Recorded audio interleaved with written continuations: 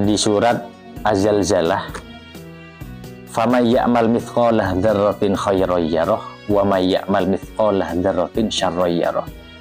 Sekecil apapun amaliyah kita, perbuatan kita, itu akan ada balasannya kelak di akhirat.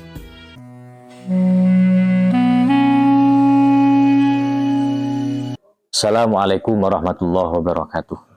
Kaum muslimin dimanapun Anda berada, alhamdulillah kembali lagi bersama kami pada kajian Ahlus Sunnah wal Jamaah pada kitab Mabadi Ahlus Sunnah wal Jamaah.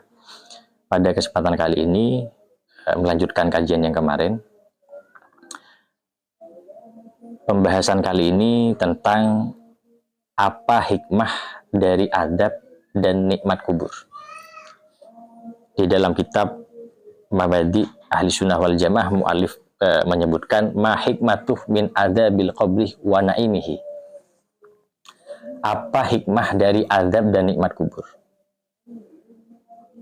Hunakah majmu'atun minal hikami min adabil qabri wa naimihi.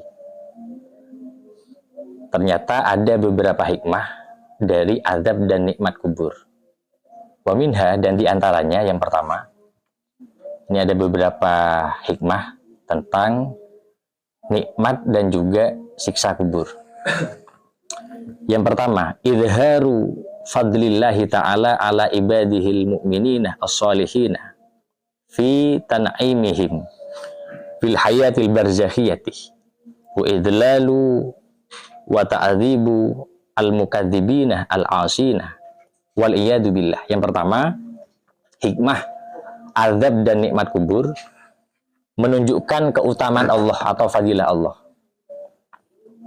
kepada hamba-hambanya yang beriman dan soleh dengan memberikan mereka kenikmatan-kenikmatan di alam barzah. Jadi kami Ahli Sunnah wal Jamaah Nadiyah meyakini bahwa adanya nikmat dan juga siksa kubur, karena ada beberapa orang yang tidak meyakini dengan adanya nikmat dan juga siksa kubur,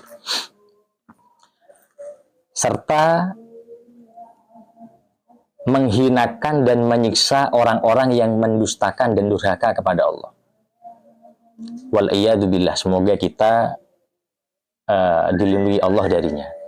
Yang kedua, termasuk hikmah yang kedua, idharu qudratillahi ta'ala fi ta'dzibil musatih wal kafirina. Menunjukkan bahwa kekuasaan Allah Ta'ala dalam menyiksa orang-orang yang durhaka dan kafir. Wa tan'imil mu'minina as-sadiqina fil qabri, serta memberi kenikmatan kepada orang-orang mukmin yang jujur di dalam kubur. Duna ayyash'urah bidzalika sairul basyari, tanpa diketahui oleh manusia lainnya. Jadi hikmah kedua di sini juga menunjukkan kekuasaan Allah, bahwa Allah bisa melakukan hal apapun, termasuk memberi kenikmatan dan juga azab kepada hamba-hambanya. Hikmah ketiga, annal mukallafina indama ya'lamuna anna hunaka azaban fil qabri au fi hayatil barzakhiyati fa inna dzalika yakunu radi'an wa mani'an lahum min amali su' wa yasinu fi'luhu fil akhirati. Termasuk hikmah yang ketiga, bahwa orang-orang yang diberi tanggung jawab, yakni sebagai mukallaf, mengetahui adanya azab di dalam kuburan atau di dalam kehidupan barzah, ini menjadi penghalang untuk mereka melakukan hal-hal yang dilanggar atau hal yang dilarang oleh Allah. Intinya termasuk hikmah yang ketiga, yakni adanya nikmat dan juga azab kubur ini sebagai alarm bagi kita selaku orang mukallaf yang terbebani syariat. Nah, termasuk agar supaya kita tidak gampang, tidak mudah untuk melakukan maksiat, melakukan kesalahan. Ini dengan meyakini bahwa besok akan ada pertanggungjawaban di alam barzah. Kemudian yang keempat, termasuk hikmah azab dan kenikmatan di alam barzah atau di alam kubur. At-tahdhiru min ba'di dzunubi wal ma'asi. Wallati yakunu laha uqubatan khassatan tunasibuha ka'adamit tanazzuhi minal baulih wan namimati wa ghairi dalik. Hikmah yang keempat adalah sebagai peringatan terhadap beberapa dosa dan maksiat yang memiliki hukuman khusus. Di sini muallif menyebutkan perumpamaan seperti orang yang mengentengkan dalam hal bersesuci, kencing, baul, tidak bersesuci lah istilahnya.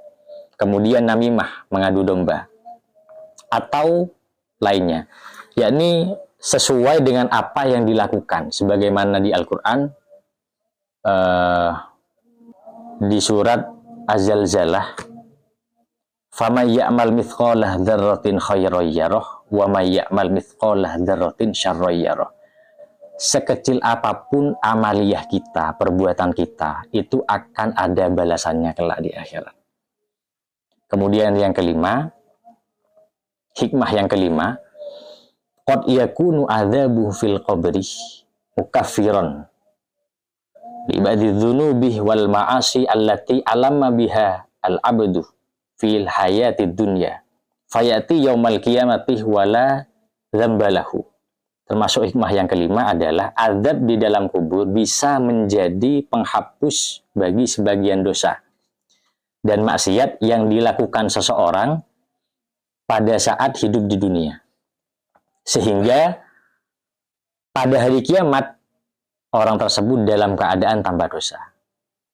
Hikmah azab dan nikmat kubur. Jadi dicicil dari alam barzah itu sudah ada bahasanya, ada hal yang setimpal dibalas oleh Allah, baik itu kebaikan maupun keburukan. Yang keenam, termasuk hikmahnya juga qad yakunul adzabu fil qabri tahfifan li uqubati dzalikal 'abd fin nari yaumal kiamat. Azab di dalam kubur ini juga bisa menjadi keringanan bagi hukuman hamba tersebut di neraka pada hari kiamat. Jadi beberapa hikmah yang sudah kami sebutkan tadi ada 6. Itu semua pada intinya yakni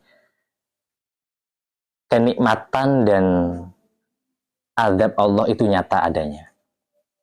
Bahkan di alam barzah. Sebagaimana di dalam kitab karangan Imam Nawawi, Al-Adhkar.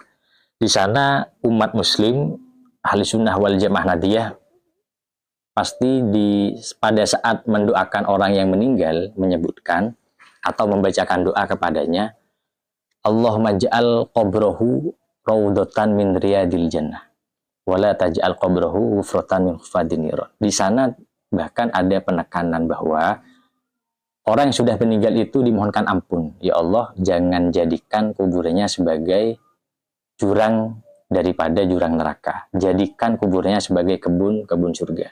Bahwa di alam barzah juga ada yang namanya kenikmatan dan juga azab dari Allah. Itu semua setimpal akan diberikan Allah dengan apa yang kita lakukan saat di dunia. Semoga kita semua dijauhi dari azab kubur, juga fitnah kubur. Allahumma lebih shawab. Assalamualaikum warahmatullahi wabarakatuh.